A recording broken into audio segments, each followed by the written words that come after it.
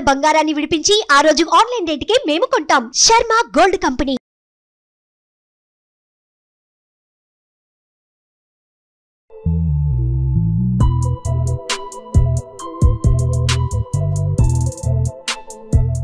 Welcome to my home lucky home Vedic Mahavastu and money Sutra. ఇవాళ Vedic మహావాస్తులో భాగంగా మనము పూజ గది గురించి మనం తెలుసుకుందాం. పూజ గది గురించి తెలుసుకోవడానికి ఏముంది, అది ఈశాన్యంలో ఉండాలి అంతే కదా అని చాలామంది అనుకుంటారు. కానీ ఈశాన్యంలోనే పూజ గది పూర్తిగా ఈశాన్యానికి వెళ్ళి ఉన్నట్లయితే దాని ప్రతికూల ఫలితాలు ఎక్కువగా ఉంటాయి. ఈశాన్యంలో ఈశ్వరుడు ఉంటాడు, శివ పరమాత్మ ఉంటాడు. దాని అర్థం దాన్ని బ్లాక్ చేయాలని కాదు. ఎప్పుడు కూడా ఈశాన్యంలో పూజ గది ఉండాలి అని చెప్పేసి కంప్లీట్గా నార్త్ ఈస్ట్ ఈశాన్యానికి పోయి కట్టిన వాళ్ళు ఎంతోమంది ఉన్నారు. కానీ దాని యొక్క ప్రతికూల ఫలితాలు ఎలా ఉంటాయి అన్నది మనం ఈ వీడియోలో తెలుసుకుందాం. ఫస్ట్ పూజ గది అన్నది ప్రతి ఇంట్లో కంపల్సరిగా ఒక కామన్ ఇంపార్టెంట్ ఫ్యాక్టర్గా ఉంటుంది. అని అంటే ప్రతిరోజు మనం టెంపుల్కి వెళ్ళలేము, గుడికి వెళ్ళలేము. కాబట్టి మన కులదేవతలను, ఇష్టదేవతలను, అలాగే కుల దైవాన్ని ఇంట్లోనే ప్రతిష్టాపించుకొని వాళ్లను మనము ప్రేయర్ చేయడము, దానికి సంబంధించిన మంత్రాలు చదవడము, పూజలు చేయడం జరుగుతుంది మన స్తోమతను బట్టి, మనకున్న నాలెడ్జ్ని బట్టి. అయితే ఈ పూజ గది ఏ వైపు ఉంటే అది బాగుంటుంది అన్నది ప్రధాన క్వశ్చన్. ఇక్కడ మనం బాగా వేదిక్ మహావాస్తు చూసుకున్నట్లయితే నార్త్ వెస్ట్ నుంచి సౌత్ ఈస్ట్ వరకు అని అంటే ఆగ్నేయము నుంచి వాయువ్యం వరకు, వాయువ్యం నుంచి ఆగ్నేయం వరకు మనం ఒక గీత మనం కొట్టి చూసుకున్నట్లయితే కింద భాగం వైపు నైరుతి వైపు ఉన్నటువంటి కూడా నెగిటివ్ ఎనర్జీని కలిగి ఉంటాయి. అందుకే అక్కడ బరువులు ఎక్కువగా పెట్టాలి వాటిని బ్యాలెన్స్ చేయడానికి అని చెప్పుకున్నాం. మనం అదే ఈశాన్యం వైపు చూసుకున్నట్లయితే ఇదంతా పాజిటివ్ ఎనర్జీ, అంటే నెగిటివ్ జోన్, పాజిటివ్ జోన్ అని రెండు రకాలుగా మనం చెప్పుకుంటాం. కాబట్టి నెగిటివ్ జోన్లో ఎప్పటికీ కూడా పూజ గది ఉండరాదు. అక్కడ చేసినా దాని యొక్క ఫలితం శూన్యము, పైగా దాని నెగిటివ్ ఎఫెక్ట్ ఎక్కువగా ఉంటుంది. ఎందుకు? నెగిటివ్ ఏరియాలో ఉంది కాబట్టి. అదే మనం పాజిటివ్ వైబ్స్ ఉన్న ఏరియాలో, పాజిటివ్గా ఉన్నటువంటి వాస్తుకు బలైనటువంటి ఈ ఏరియాలో తూర్పుకు, ఉత్తరానికి, ఈశాన్యానికి మనం పెట్టుకున్నట్లయితే మనం చేసిన పూజ 108 రెట్లు ఎక్కువగా అది ఉపయోగపడుతుంది. దాని యొక్క ఫలితం కూడా మనం అనుభవించగలుగుతాము. మన పిల్లలకు ఆస్తులు కూడా పెట్టగలుగుతాము, మనం కూడా ఆయురారోగ్యాలతో ఉండగలుగుతాం అన్నట్టు. అయితే మనకు వేదిక్ మహావాస్తే కాకుండా అన్ని దానిలో చెప్పినట్లు ఈశాన్యంలో పూజ గది ఉండాలి అన్న పదాన్ని అందరూ తప్పుగా అర్థం చేసుకుంటున్నారు. ఈశాన్యంలో పూజ గది ఉండాలని చెప్పేసి పూర్తిగా ఈశాన్యం బ్లాక్ చేస్తున్నారు. కానీ ఈశాన్యము అంటే అర్థం ఏంటో ముందు చూద్దాం. కాబట్టి టోటల్గా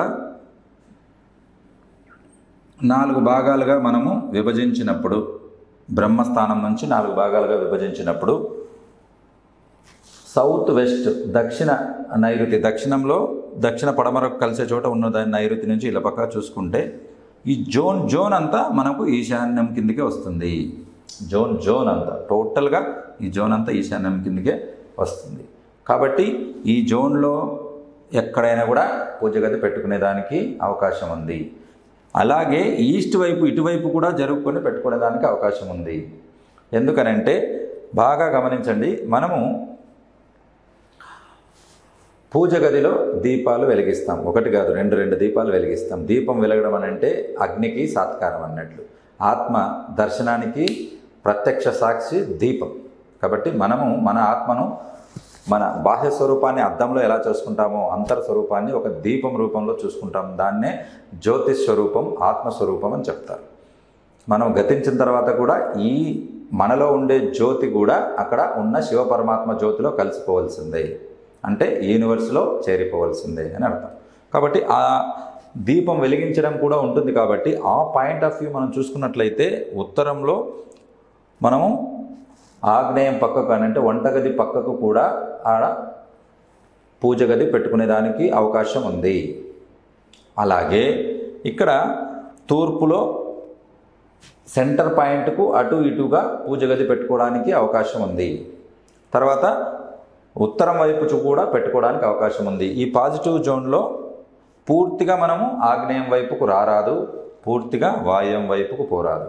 చాలామంది ప్లేస్ లేదనో లేకపోతే లుక్ పోతుందనో హాల్ పెద్దగా పెట్టుకొని పూజ గదిని తీసుకొచ్చి బ్రహ్మస్థానంలో పెడుతుంటారు. తప్పు. బ్రహ్మస్థానం అంటే సెంటర్ ఆఫ్ ద హౌస్. డయాగోనల్గా, వర్టికల్, పర్పెండిక్యులర్గా చూసుకుంటే 2 పాయింట్లు ఎక్కడ కలుస్తాయో దాన్ని బ్రహ్మస్థానం అంటాము. అక్కడ బరువులు ఉండరాదు, టాయిలెట్లు ఉండరాదు, బీమ్స్ ఉండరాదు, పిల్లర్స్ ఉండరాదు, చెత్తకుండి ఉండరాదు, బరువులు పెట్టుకోరాదు. కాబట్టి బ్రహ్మస్థానం ఏం చేయాలి? మరి బ్రహ్మస్థానం అంటున్నారు కదా, అక్కడ పూజ చేసుకోవచ్చు కదా అంటే అది ఖాళీగా పెట్టాలి.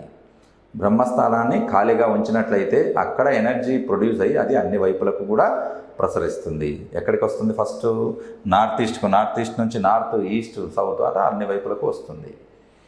కాబట్టి ఈ ఎనర్జీని మనము బ్లాక్ చేసుకోకూడదు. So positive energy. కాబట్టి బ్రహ్మస్థానంలో పెట్టడం పరమ దోషంగా అనుభవించబడుతుంది. అలా బ్లాక్ చేసుకున్నట్లయితే చాలా ఇబ్బందులు పడాల్సి వస్తుంది. సో ఈ బ్రహ్మస్థానంలో ఉండరాదు, ఇదొకటి. అలాగే మనము బ్రహ్మస్థానం నుంచి ఇటువైపుగా నైరుతి వైపుకు, తర్వాత దక్షిణం వైపుకు, పడమర వైపుకు చాలామంది పెడుతూ ఉంటారు. ఒక లాజిక్ ఏంటి? పటాలు తూర్పు వైపుకు చూస్తాయి కాబట్టి ఇక్కడ పెట్టి పూజ చేసుకోవచ్చు, ఇక్కడ పెట్టి పూజ చేసుకోవచ్చు అని గుర్తుపెట్టుకోండి. దేవుడు తూర్పు వైపు, ఉత్తరం వైపు మాత్రమే, ఈశాన్యం వైపు మాత్రమే ఉండడానికి అర్హత ఉంది. ఇక్కడ టాయిలెట్ యొక్క సీట్స్ దక్షిణం వైపు, పడమర వైపు, మన దక్షిణ నైరుతికి దాదాపుగా పూర్తి నైరుతిలో కూడా ఉండరాదు. ఎలాగైతే ఈశాన్యంలో పూజ గది పూర్తి మూలకు ఉండరాదు అనుకున్నామో, పూర్తి నైరుతికి కూడా టాయిలెట్స్ ఉండరాదు. కాబట్టి ఆ రకంగా ఈ భాగాల్లో మనము టాయిలెట్స్ పెట్టుకోవాలి అని అంటే నెగిటివ్ ఎనర్జీ ఈ భాగంలో మనకు మన జీవితంలో ఉన్నత స్థితికి ఎదగడానికి కావాల్సిన బలాన్ని, ఆశీర్వాదాన్ని మనం తీసుకోవాల్సిన పూజ గది పాజిటివ్లో ఉండాలి. రైట్? అలా ఇప్పుడు ఒక కేసు గురించి చెప్తాను. ఇప్పుడు ఈశాన్యంలో పూజ గది ఉండాలని చెప్పేసి ఒకతను పూర్తిగా ఈశాన్యంలో పెట్టించడం జరిగింది. ఏం చేసింది? ఈశాన్యం కంప్లీట్గా బ్లాక్ అయిపోయింది. వేదిక మహావాస్తు ప్రకారం ఈశాన్యంలో వచ్చే జోన్స్ ఏంటో చూద్దాం. North east, north east, east north east, ఈ 3 జోన్స్ వస్తాయి. అని అంటే ఈశాన్యంలో ఇక్కడ ఉత్తర ఈశాన్యము, తూర్పు ఈశాన్యము అని ఈశాన్యము 3 భాగాలు అక్కడికి వస్తాయి. ఆ 3 భాగాలు ఇచ్చే ఫంక్షన్స్ ఏంటి? ఆ ఫంక్షన్స్ మొత్తం దెబ్బతినిపోతాయి. నార్త్ ఈస్ట్ చూసుకున్నట్లయితే ఇది ఇమ్యూనిటీ అండ్ హెల్త్, ఆరోగ్యము ప్లస్ రోగనిరోధక శక్తి ఇస్తుంది. కాబట్టి అక్కడ ఉన్నవాళ్ళు మాటికి జబ్బులు పడుతూ ఉంటారు. కాబట్టి నార్త్ ఈస్ట్లో ఇబ్బందులు ఎక్కువగా ఉన్నవాళ్ళు మాటికి చిన్న జబ్బులకు కూడా, ఇప్పుడు జలుబు వచ్చిందనుకోండి, ఎవరైనా 4-5 డేస్తో ఇబ్బంది, అంతవరకు కాకుండా 2-3 డేస్కి ఆగిపోతుంటారు. వీళ్ళకి ఏంటంటే అదే జలుబు వాళ్ళను 10-15 రోజుల వరకు ఇబ్బంది పెడుతూనే ఉంటుంది. చిన్న సమస్యలకు కూడా ఎక్కువగా ఇబ్బంది పడిపోయేది మనకు ఇక్కడ చూస్తూ ఉంటాం. అదే నార్త్ ఈస్ట్ వచ్చిందనుకోండి, మైండ్ క్లారిటీ. ప్రతి మనిషికి లైఫ్లో స్టడీస్ గురించి కానీ, వాళ్ళ ప్రొఫెషన్ గురించి కానీ, వాళ్ళు చేసే వర్క్ గురించి కానీ, వాళ్ళు చేసే బిజినెస్ గురించి కానీ ఒక మంచి క్లారిటీ ఉన్నట్లయితే, క్రిస్టల్ క్లారిటీ ఉన్నట్లయితే వాళ్ళు సక్సెస్ కాగలుగుతారు. క్లారిటీ లేని మైండ్ ఎవరికైనా ఉంది అని అంటే మీరు వెళ్ళి చూసుకోండి. నార్త్ ఈస్ట్లో అక్కడ కంపల్సరీగా బ్లాక్స్ ఉంటాయి, నెగిటివ్ కలర్స్ ఉంటాయి, ఆపోజిట్ కలర్స్, ఎలిమెంట్స్, ఇవన్నీ షేప్స్ ఇవన్నీ ఉండడం జరుగుతుంది. కాబట్టి అక్కడ మీరు ఏం చేసాము? ఇప్పుడు నార్త్ ఈస్ట్ మొత్తంగానే బ్లాక్ చేసి పెట్టుకున్నాం. కాబట్టి ఇక్కడ మైండ్ క్లారిటీ అన్నది ఉండదు, ఏం చేయాలో తోచదు. ప్రతి నెలకు ఒక బిజినెస్ మారుస్తూనే ఉంటారు, క్లారిటీ ఉండదు. ఎంతకాలం చేయాలన్నది కూడా క్లారిటీ ఉండదు. ఆ క్లారిటీ పోవడం జరుగుతుంది. అలాగే నార్త్ ఈస్ట్ కూడా కవర్ అవుతుంది. ఇక్కడ చూసుకున్నట్లయితే ఫన్ అండ్ జాయ్ అని అంటే ఆ ఇంట్లో ఒక సంతోషం అని కానీ, తర్వాత అందరు కలిగోలుపుగా హ్యాపీగా ఉండడం అని కానీ, ఈ 2 దెబ్బతింటాయి. నాకు చాలామంది ఆ నార్త్ ఈస్ట్ బాత్రూమ్స్ ఉన్నవాళ్ళు సిమ్టమ్స్ చెప్తారు. అన్నీ బాగానే ఉంటాయి, మంచి ఫంక్షన్ చేసుకుంటుంటారు, అందరినీ బంధువులు పిలుస్తారు. సడన్గా ఏదో ఒక ప్రాబ్లం జరిగిపోతుంది, అంతా ఉల్టా పుల్టా అయిపోతుంది, అందరూ బాధపడిపోవడం జరుగుతుంది. అని అంటే అక్కడ ఫన్ జాయ్ అనేది లోపిస్తుంది. వాళ్ళ జీవితంలో ఎప్పుడైతే ఫన్ అండ్ జాయ్ అనేది లేదో వాళ్ళు దేనికోసం చేస్తారు? మనిషి ఏదైనా ఆనందం లేనప్పుడు ఆ చేసిన పనికి యొక్క ఫలితం ఉండదు. కాబట్టి ఈ ఫన్ అండ్ జాయ్ అనేది పూర్తిగా కోల్పోవడం జరుగుతుంది. కాబట్టి ఇప్పుడు మనం చెప్పుకోవాల్సింది ఏంటంటే, ఎందుకు ఈశాన్యంలోనే దేవుడి గది ఉండరాదు అని మనం చెప్పుకుంటే, వాస్తు పురుషుడి యొక్క పొజిషన్స్ మనం చూసుకుంటే వాస్తు పురుషుడి యొక్క తల అక్కడ ఉంటుంది. వాస్తు పురుషుడి యొక్క ఏ పార్ట్స్ అక్కడ ఉన్నాయో ఆ పార్ట్స్ మనకి ఇంప్లై అవుతాయి. కాబట్టి ఇక్కడ ఏముంటుంది? బ్రెయిన్ ఉంటుంది. ఆ బ్రెయిన్ మీద బరువు పెట్టామనుకోండి, ఎలా ఉంటుంది? మన నెత్తి మీద ఒక 10 కేజీలు బరువు పెడితే మనం వాటిని పెట్టుకొని పని చేయగలమా? లేదు. 24 గంటలు ఆ బరువు గురించి ఆలోచిస్తాం, దాన్ని ఎలా తొలగించుకోవాలి అని అంటే. కాబట్టి ఎప్పుడు కూడా మైండ్ అటువంటి అబ్స్టకల్స్లోనే నిండిపోయి ఉంటుంది, ముందుకు అనేది వెళ్ళదు, క్లారిటీ అనేది ఉండదు. కాబట్టి ఇక్కడ హెడ్ ఉంటుంది, కాబట్టి హెడ్ దగ్గర ఎటువంటి బరువులు ఉండరాదు. ఈశాన్యంలో బరువులు ఉంచకూడదని చెప్పడానికి కారణం కూడా అదే. అసలు బరువైన వస్తువులే ఉంచరాదు అని మనం శాస్త్రంలో చెప్తున్నప్పుడు మరి అక్కడ ఏకంగా గది కట్టి బ్లాక్ చేసేస్తే మీ మైండ్ క్లారిటీ బ్లాక్ వెళ్ళిపోతుంది, ఎటువంటి పిక్చరైజేషన్ అనేది ఉండదు.